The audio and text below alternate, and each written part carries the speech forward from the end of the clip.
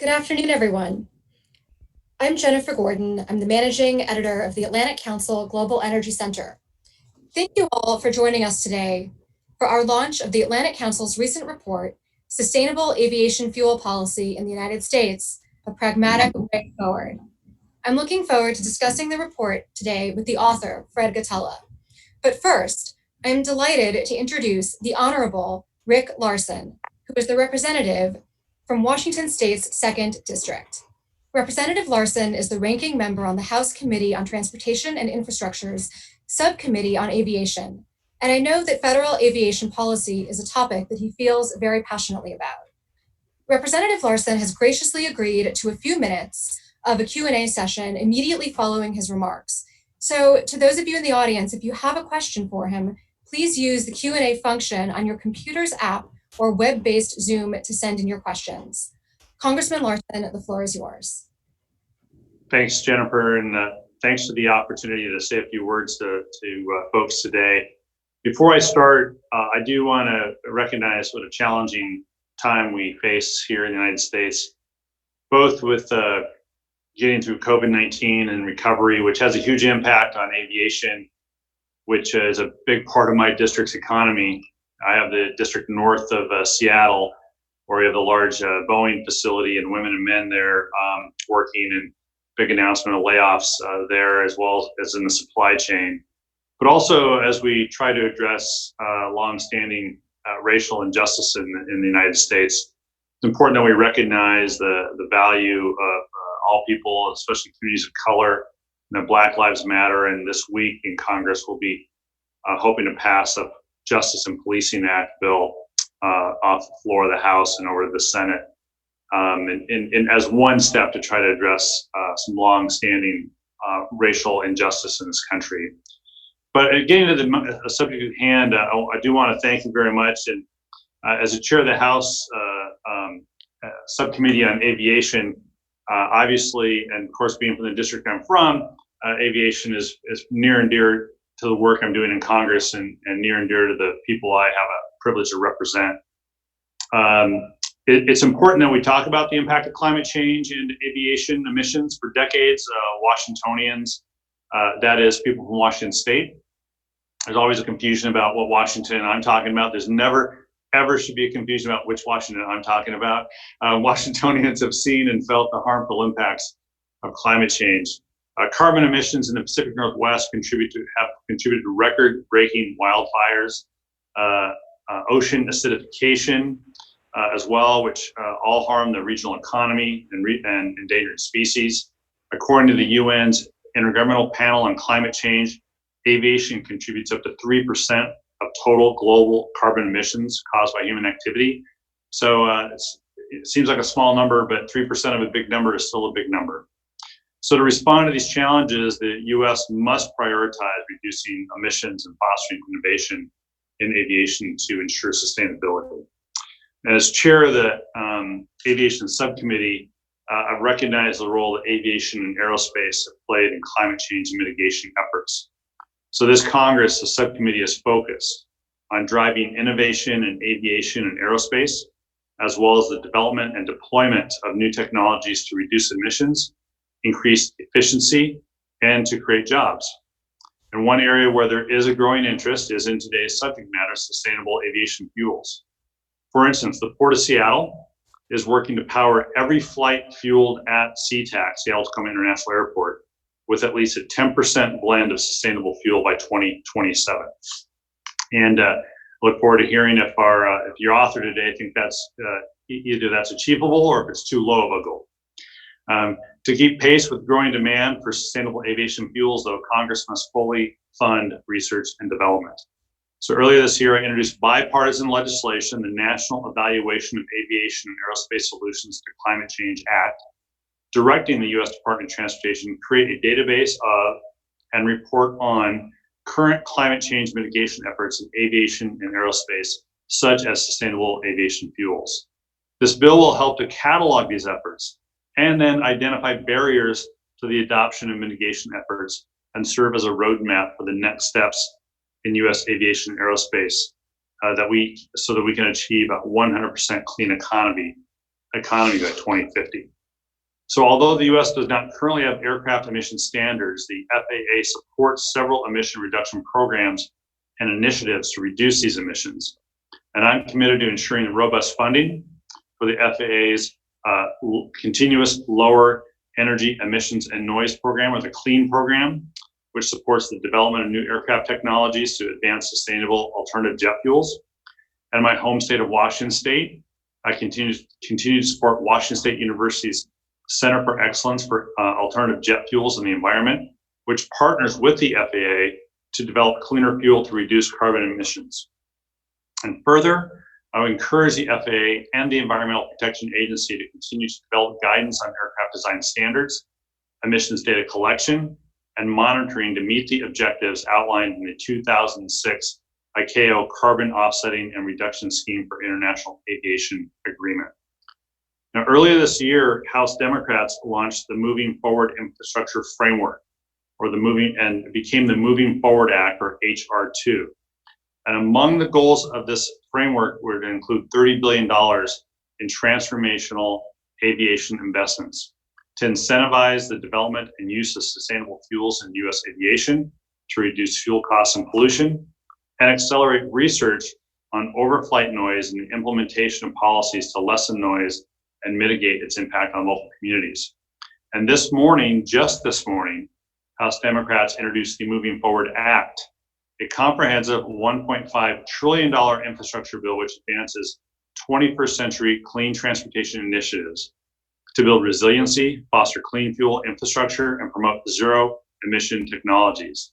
Specifically, the bill authorizes $200 million for the Alternative Fuel and Low Emission Aviation Technology Program to develop, demonstrate, and apply low emission aviation technologies, provide $5 million annually to the Center of Excellence for Alternative Jet Fuels and Environment, and authorize $30 million in additional funding for the study and development of sustainable aviation fuels. And this bill, we plan to move this bill onto the House floor next week, I think next Tuesday, the 30th, and debate the bill for 3 days. And this is it's aviation, it's roads, bridges, highways, it's water, sewer, it's broad-based infrastructure, but these are a few of the aviation elements. So I think in conclusion, it's fair to say the future of U.S. aviation will be cleaner and greener, and the U.S. aviation sector should continue to work to develop greener technologies and reach net zero emissions. But there's a lot of work to be done, which is, I'm sure, the focus of the next 50 minutes. So I look forward to working with my colleagues in Congress and with aviation stakeholders to foster a more sustainable aviation network. And with that, I want to thank you for inviting me to join today's discussion briefly, and I'll turn it back over to you for any questions. Thanks a lot. Thank you so much, Congressman. So we did have a couple questions come in through while you were speaking. The first one said, to date, Congress, even though aviation represents around 3% of GHG emissions, which has been the topic of great debate, up until this point, however, Congress has not yet provided any sustainable aviation fuel-specific incentives. Is this something that Congress can do going forward? And maybe this is something, even as of today, that Congress is doing going forward. But could you speak to that a little bit more? Yeah, that's a great question. Not to get into the arcane rules of Congress, but looking about how to do that would be to look at the incentive side would be in the Ways and Means Committee, which is the tax committee in Congress. And if looking at in the future, when we revise the tax code or do tax bills, would be the place to do that. Meanwhile, in the bill that I'm talking about, the Moving Forward bill, between the House Transportation Committee and the House Science and Technology Committee, we can build the research and development infrastructure in order to ensure that there are, in fact, available sustainable alternative fuels. So it's not, it's a great question, and I'm sure your main speaker can address this better. It's not a matter of doing one thing. It is a matter of doing several things to make it all work together as one piece. Wonderful. Well, thank you so much for your time and for sharing your thoughts with us, for your opening remarks and answering our questions. Absolutely. Thank you, Congressman. So now I'd like to introduce our speaker, Fred Ghatala, who most recently is the author of the new Atlantic Council report, Sustainable Aviation Fuel Policy in the United States, Pragmatic Way Forward. I have a few questions for Fred. And again, for those of you listening online at your computers, please send your questions in using the Q&A function at the bottom of your screens. So, Fred, to kick us off, could you give us an overview of what we mean when we talk about sustainable aviation fuel, or SAF? Definitely. Hi, Jennifer. It's really good to be here with you. I'll just say, just following Congressman Larson's remarks, that one of the things we said in the report is the importance of demonstrated federal leadership on this. And so it's tremendously great to have him kick off this session. So what do we mean when we talk about sustainable aviation fuel? So what we did in the report is referred to the previous Atlantic Council report, where the author Hitchcock, and it came out in 2019. And so the definition is very timely. It's defined as a certified drop-in distillate fuel that satisfies jet fuel form, fit, function requirements and meets applicable sustainability requirements. What that essentially means is it's renewable jet fuel. We're talking about fuel that blends immediately with the current types of fossil Jet A and Jet A1 fuels that we use that are in common use, doesn't require any change to the existing fuel delivery infrastructure or the way fuels fly, the way engines work, and it's simply able to drop right in. The word sustainable aviation fuel is really important because part of sustainable aviation fuel is that it needs to have GHG reductions. It needs to comply with a definition of sustainability that the report points to as being defined in the relevant jurisdiction. Not really clear here, not talking about sustainability in an idealized, unreachable state, but in a really defined and implemented and certifiable, verifiable definition of sustainability. So can certainly go very far into the weeds about different ASTM standards and fuel production pathways, but I'll just leave it by saying that SAF, Sustainable Aviation Fuel, it's not an experimental theoretical fuel. It is absolutely ready. There are facilities that produce it. There are facilities that can very soon produce it. So it's certainly not theoretical. It's absolutely ready for deployment. It's been used in blends from very small, under 1%, all the way to 100% fuel blends. So it's a renewable fuel that's quite ready. And policy really is what can unlock more volumes of it to actually be used. Thank you so much, Fred. So it sounds like from what you're saying, SAF is it's ready, it's here, but it also has a unique or a number of unique characteristics. And in the report, you've argued that the aviation sector has a unique set of requirements when it comes to decarbonization efforts.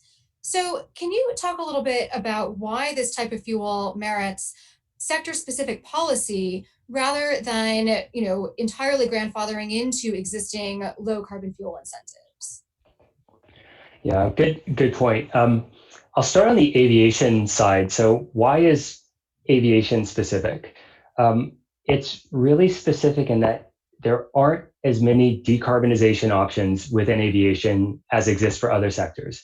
We don't have the penetration of electric engines. We don't have other alternative fuels like hydrogen fuel cells, et cetera, that are as prevalent in aviation. 99% of the sector, practically 99% of the emissions from the sector come from the combustion of fossil jet fuel. So if the intent is to address emissions within the sector, it's the fuel. It's the fuel that matters. So the report points out that sustainable aviation fuel production, it's a process that requires energy. It requires feedstock, but it's a valuable use of those feedstocks because the sector has limited decarbonization options and the pre-COVID growth of the sector in terms of emissions, in terms of revenue ton kilometers or sector use are expanding. So that's why aviation is unique. Also, I'll add to that it's an expertly managed fuel supply. This is not individuals going up to a gas tank and filling their own vehicle. These are very tightly managed with full fuel quality specifications that overlap, that are relied upon. So it's actually a very appealing fuel pool to insert renewables into because it's so well managed. Aviation, the report posits that aviation merits its own specific policy, partly because it's been included to date as an add-on to existing policies. Why is that? Because SAF is really a relatively recently emerging renewable fuel type. It doesn't have the existing policy structures in place that renewable alternatives to gasoline, like ethanol, alternatives to diesel, like biodiesel and hydrogenation-derived renewable diesel have. It really is in its own category. Because it's been included as an add-on to existing policies, it's often disadvantaged within those policies because it really is blended into a voluntary market. The way that the policies are structured, it generates slightly less compliance units per unit of fuel that's introduced. And there's a lot of very technical reasons of why that's the case, but it needs specific treatment to actually encourage greater SAF use and then production. So just if I could go into a bit of the details. SAF can generate renewable identification number credits. Can do that in the D4, D5, D7 categories, depending on the feedstock that's used. But it generates slightly less than renewable diesel. It's 1.6 versus 1.7, and that's because per gallon it's slightly less energy dense. Aviation really does function in weight. Weight is most important when you're refueling an aircraft. So it can generate credits, but slightly less than renewable diesel. So if you're a renewable diesel producer and you have the option of creating either SAF or renewable diesel or greater proportions of one or the other, certainly the one that has the greatest compliance value, the one that's going into a market with structural demand, is where your focus, resources, and development dollars are going to focus on.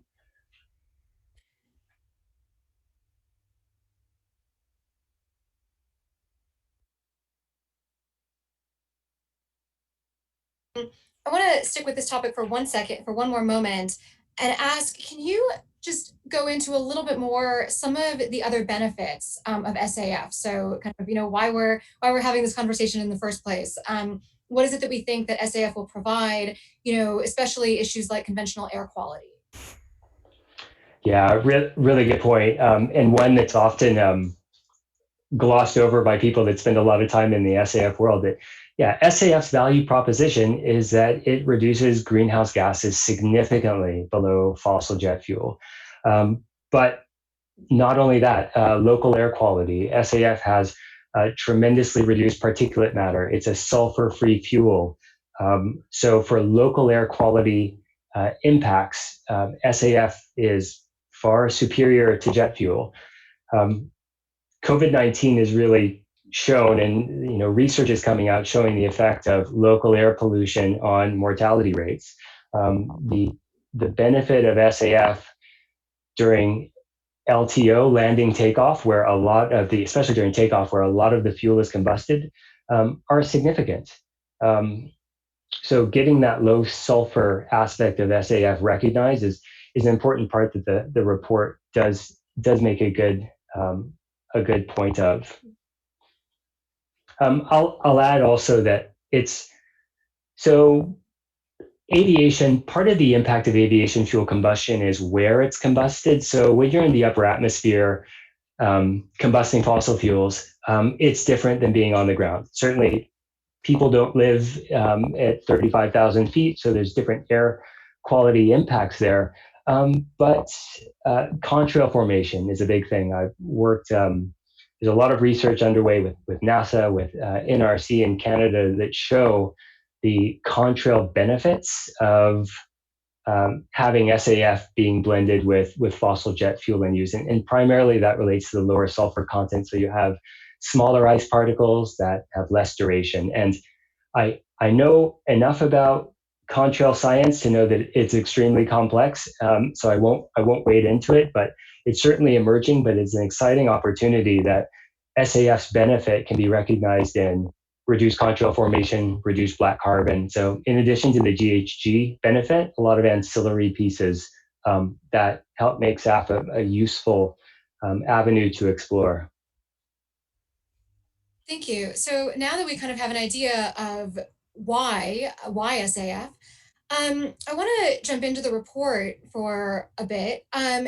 You, in my understanding, in the report, you basically talk about two different sets of policy options. So the first is immediate policy options that can basically modify existing policies, and that could change, tomorrow, perhaps. And then the second set, of course, is slightly, also near-term policies, but slightly longer term, that would lead to greater investment, create structural demand for sustainable aviation fuels. So I want to stay with that first category to begin with. What are some existing policies right now that you could imagine modifying, and that would encourage the use of SAF? Right. So the report, really the heart of the report is the policy options.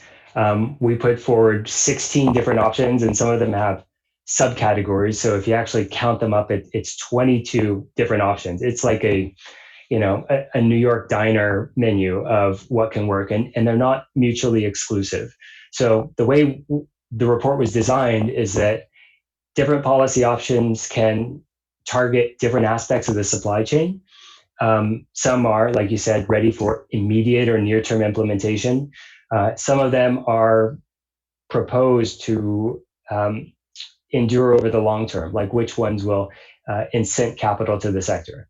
But really clear, the ones that are proposed as immediate are the ones that reduce barriers within existing policies that can help drive greater SAF use. So that is, like I talked about, the 1.6 versus 1.7 RIN generation approach. Putting the compliance credit generation opportunity on an equivalent playing level between SAF and renewable diesel is part of it. The report looks at the federal RFS, but also the low carbon fuel standard or clean fuel standard approach that's developing in certain states. So it goes into the details about the credit generation baseline that SAF uses to calculate the amount of compliance units that are produced from it. So maybe to be very quick, right now, fossil jet's baseline, its carbon intensity is below that of fossil diesel. So, which means that every unit of SAF produces slightly less compliance units.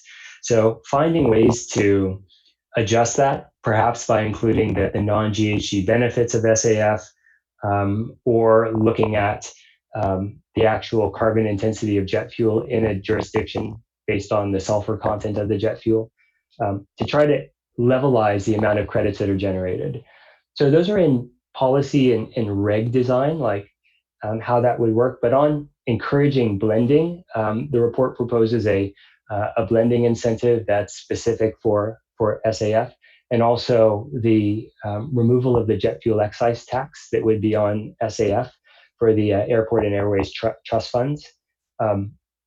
And that was actually, that exemption was granted to kerosene in the CARES Act. So, while we were writing this, we saw one of the options that we proposed being applied to fossil kerosene. So certainly an opportunity to look at real legislation is that type of exemption could be considered for SAF in a longer time horizon to help chip away at the price premium that SAF has over fossil jet. I'll pause for a second because SAF is not, it's not a publicly traded commodity. There's not a public price that you can point to. So in the report, we point to about a 2 to 3 time price increase over pre-COVID jet fuel costs. Part of that is likely related to the scarcity of the SAF molecule rather than pure production costs. So some of the policy recommendations that are made in this report look at how can you shrink the gap of here's how much SAF costs versus here's how much fossil jet costs, so that if you're asking airlines to use a fuel that is more expensive, that the level of increased outlay on fuel charge is actually reduced through means like a blending tax incentive and reduced excise taxes. We make the point that this isn't all about price parity. This isn't all about eliminating a cost gap between SAF and fossil jet. That's very important. But you look at any renewable fuel regulation, you can certainly see that the value of a compliance credit is that it externalizes some of the increased costs that a renewable molecule has over a fossil molecule. So that's one thing we point to is helping incentivize more SAF to get into the fuel pool immediately. So one of the things that I really like about this report is that as you're looking through that menu of policy options in the report itself, and then also in the supplemental materials that we've provided online, it's kind of like a choose your own adventure, right? So you say, I want to achieve this goal. I'm going to pick this policy option, that falls within this policy category. So now for some of these kind of slightly longer term or less immediate, I should say, maybe options. You've listed a number of policy categories. Can you walk us through some of those, starting with attracting capital to expand SAF supply, and tell us what some of those options are, and then how long it might take to implement, or kind of what you would get as a result from picking any of these either policy options or policy categories. You're right. When the report was being created, the word practical is right in the front. And we took the view that to be practical, it needs to respond to the regulatory context, the political context, and even the macroeconomic context, which is what COVID-19 has certainly pointed to. So even though there are policy options that are, say, some of them require program dollars. Others look at the tax code and don't have that type of program dollar or funding envelope outlay that others have. So practical in the sense that we created the report really does mean ability to persevere through changing circumstances. So with the different categories, before we even introduced the categories, we wanted to be clear of what effective policy options really mean.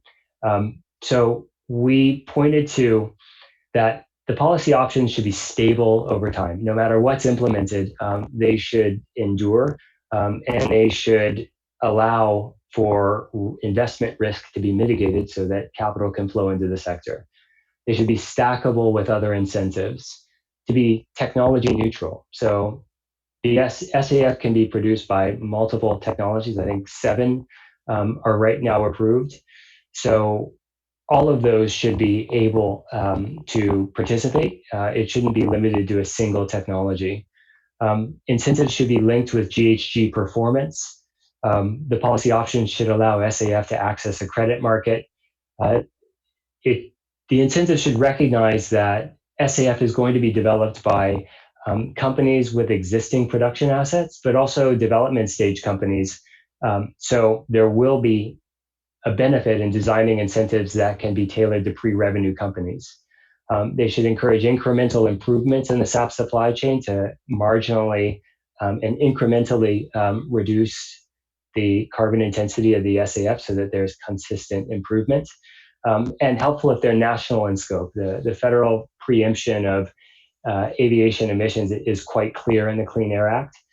So that would be something that would help policy be more effective if it's national in scope. So for attracting capital, the first category that we went to, and we classified that as a near-term policy option that would have long-term impact. So we look at what could be sources of non-dilutive capital. So we included loan guarantee programs to reduce sector investment risk. We consider the masted limited partnership agreement to improve the tax treatment of renewable SAF investments. Accelerated depreciation, bonus depreciation, that's very effective in reducing taxable earnings during initial years of SAF facility development. We look at performance-based tax credits like the 45Q that's been quite useful for carbon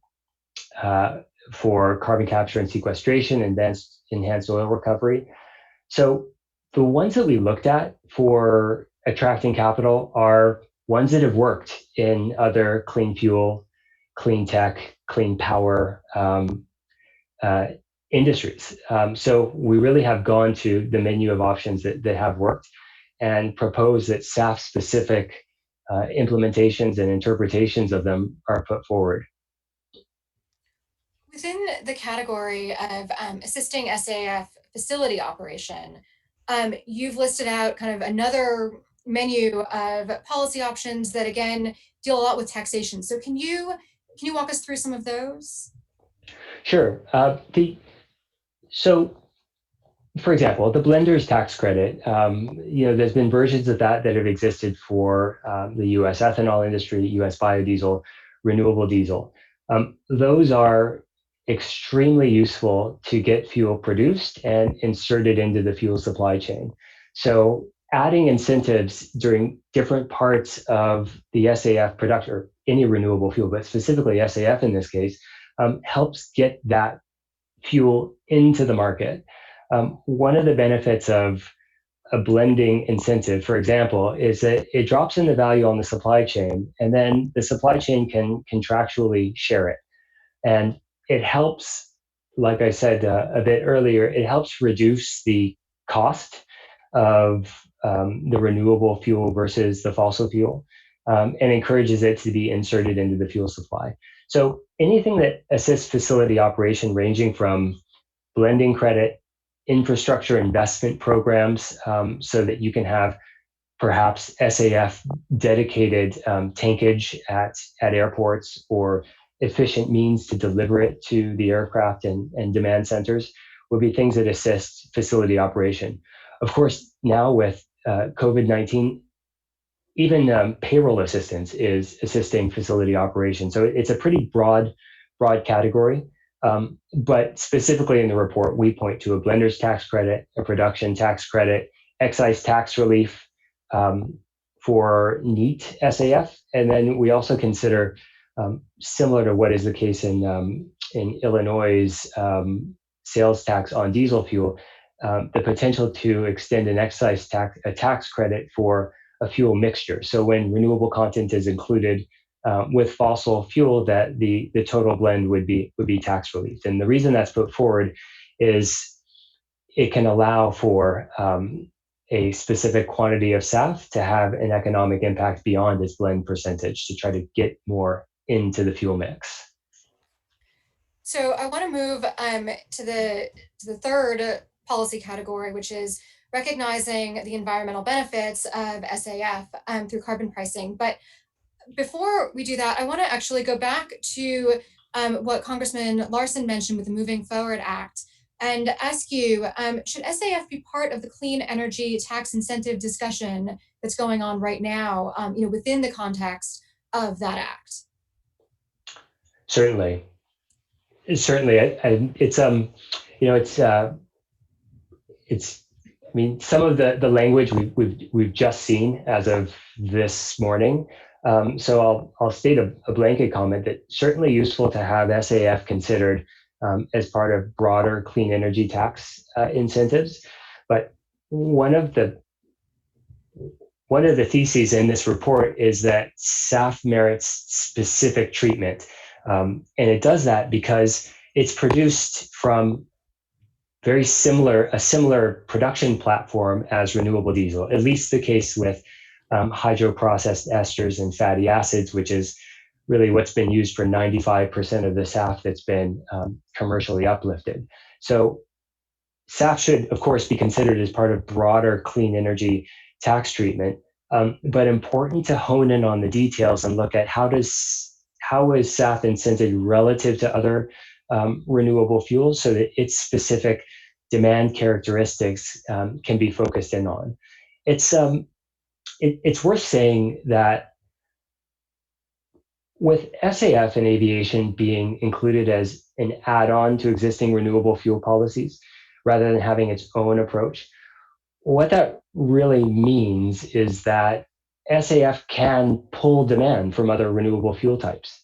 If you're creating compliance credits from SAF, that is ostensibly one less compliance unit you need from renewable alternatives to diesel and gasoline, especially if you include a multiplier like the EU Renewable Energy Directive revision does. So one of the reasons for having SAF specific treatment is the recognition that we're not as far along on transport decarbonization as we need to be. So we're not at the point to say, oh, let's include SAF in this existing policy and therefore demand for everything else goes down. Clearly the pie needs to get bigger because transportation has been the source of GHG emissions that has been one of the most resistant to decarbonization efforts. It's growing so fast. We've had tremendous successes with power production, coal, et cetera, and decarbonizing those, but transport needs specific treatment, and within that, aviation does also. Yeah, so to kind of stay on that, do you consider SAF to be just renewable fuel, or are there other feedstocks that can also show a GHG benefit? Well, when you're talking about aviation decarbonization, the Congressman mentioned CORSIA, and certainly that's important. That's an offsetting approach. ICAO is clearly focused on having CORSIA be a means that near-term carbon neutral growth is achieved. So that's one option to reduce emissions. And then understanding how alternative aviation fuels, how SAF coexists with CORSIA is where some of the real nuances of SAF and aviation sector policy design needs to occur, because it's probably not a surprise that SAF per ton of greenhouse gas mitigated is going to be more expensive than offsets. It's just the way it is. If you wish to reduce emissions within a sector through a liquid transportation fuel being converted to a renewable, it's generally more expensive. So to your question of what else is considered a way to approach emission reductions, it's an all of the above strategy, as in you want offsets from different sectors that are truly additional to regulation, but that needs to be designed in a way so that an SAF demand signal is really clearly preserved, which is why it's very important that the Congressman pointed to things that the United States is doing and countries are specifically doing. The parlance would be ICAO member states are doing, because it's not clear as of now that the international demand signal for SAF is going to be durable, that it's going to be of the magnitude that actually attracts capital to the sector. So there's a tremendous opportunity for countries to say, yes, international aviation, there will be offsets used under a system. That'll be an effective way to address emissions, but we see the benefits of having a domestic SAF and expanded renewable fuel production sector. So here's a menu of policy options that we can put in place that will help do that.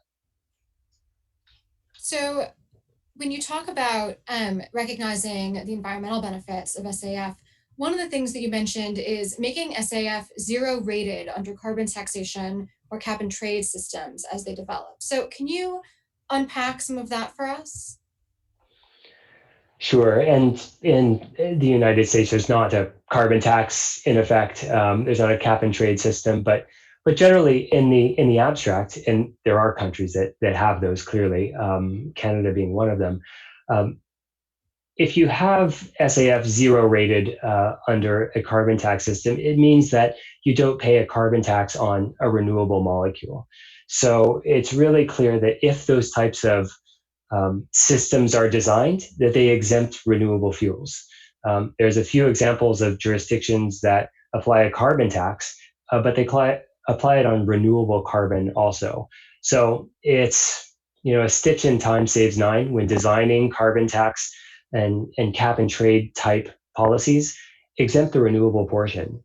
And we, when putting this into the report, we did, I think, put in a couple of caveats that these types of policies don't exist yet.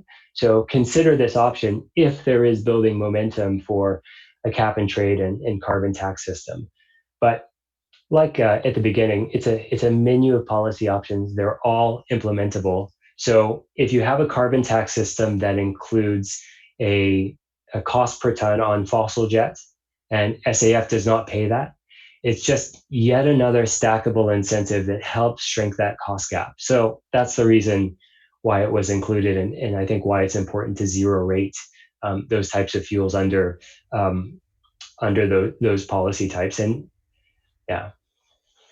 So I know a lot of this conversation has gotten at this question of how do you create structural SAF demand, but a couple of the things that you really highlighted in the report are how do we do that in the renewable fuel standard, and also how do we do that within the low carbon fuel standard and clean fuel standard. So again, in that I know kind of get at existing policies, but how do you see that kind of working out in the slightly longer term?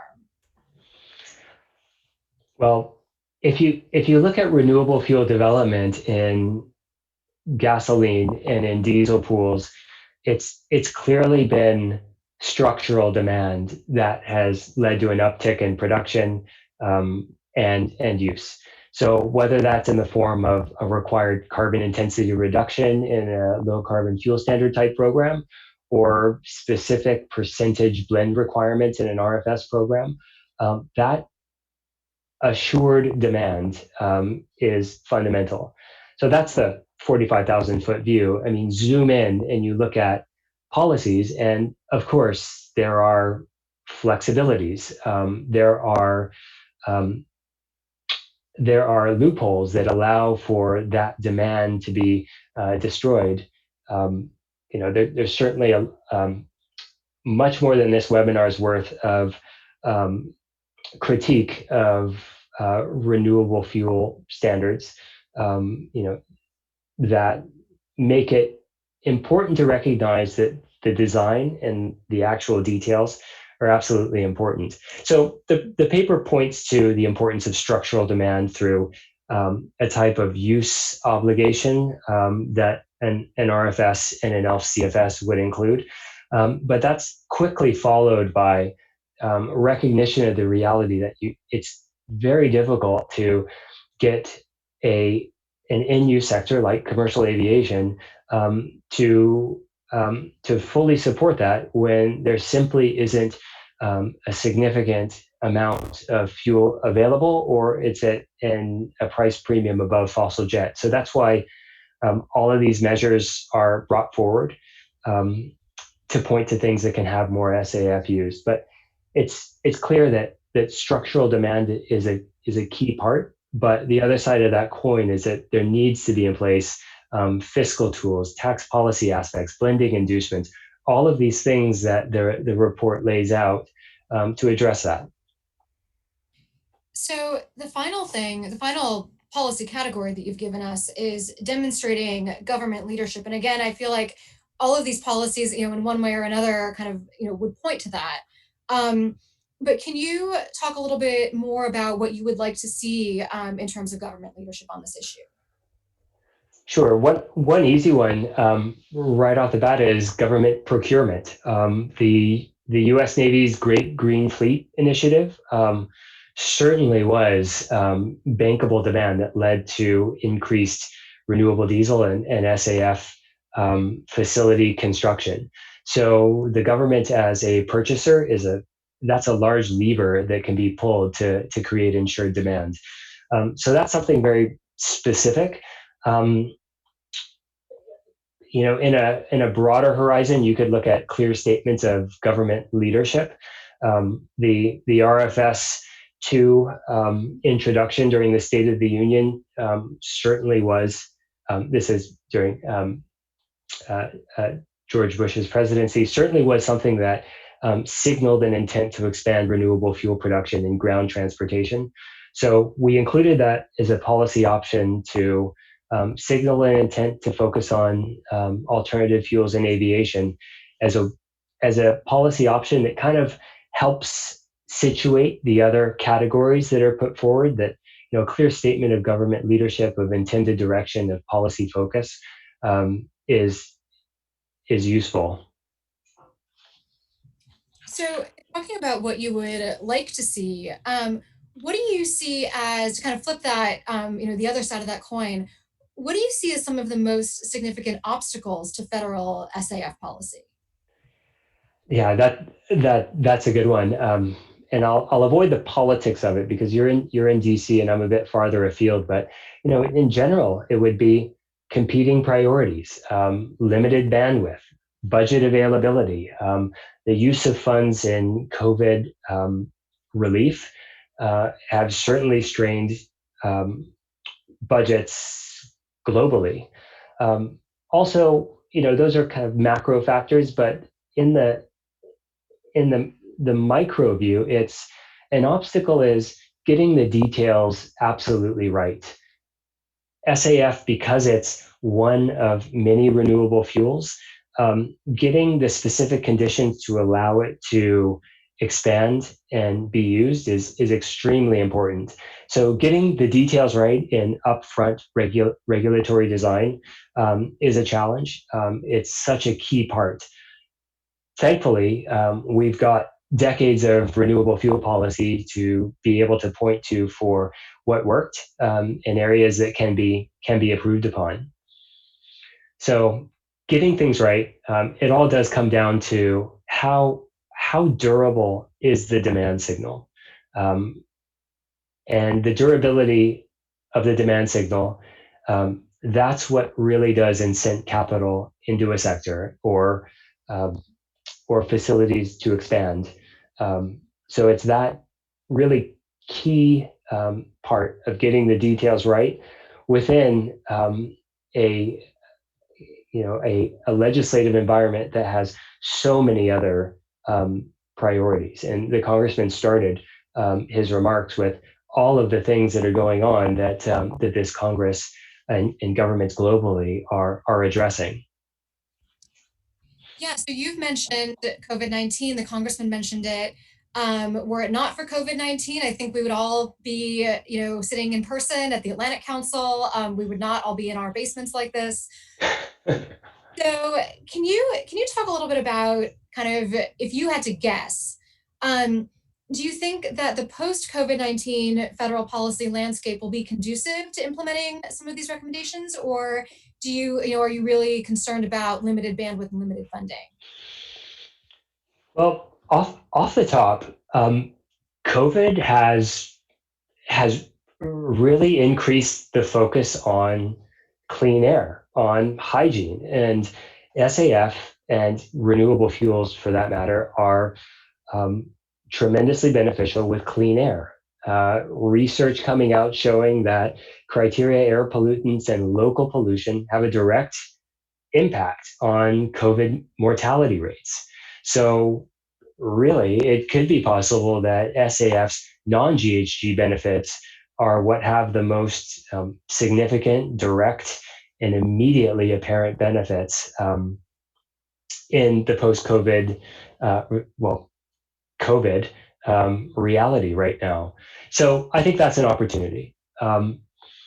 Also, COVID is, there's been no other sector, transportation sector, that's been as greatly impacted as aviation. So aviation is clearly, commercial aviation, clearly going through a complete structural reset.